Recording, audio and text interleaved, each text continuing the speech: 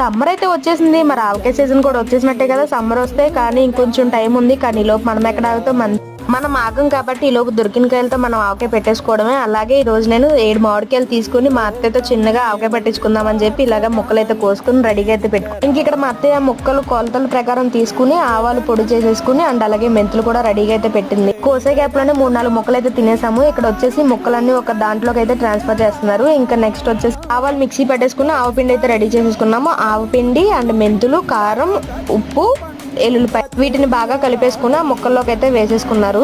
తర్వాత ఆయిల్ కూడా పోసేసుకుని మంచిగా మనకి తెలుస్తుంది కదా, కలిపిన తర్వాత కారం ఎలా కనిపిస్తే నోరు ఊరిపోతుంది. మీకు కూడా నోరు ఊరిపోతుంది కదా. మీరు కూడా కొన్ని కాయలు తీసుకుని ఇలా రెసిపీ అయితే ట్రై చేయండి. ఆవకాయ పెట్టుకునే గ్యాప్ లో మనం ఈ ఆవకాయతో చక్కగా రోజు అన్నం అయితే తినేయచ్చు. దీన్ని అంతా ఒక బాక్స్ లో ట్రాన్స్ఫర్ చేసి 3 రోజులు అలాగ ఉంచేసి 3వ రోజు కొంచెం మనం ఆయిల్ ఏమన్నా పడుతుందా, ఉప్పు ఏమన్నా పడుతుందా అని చూసుకోవాలి. ఇంకా నెక్స్ట్ వేడివేడి అన్నం కలుపుకొని తింటే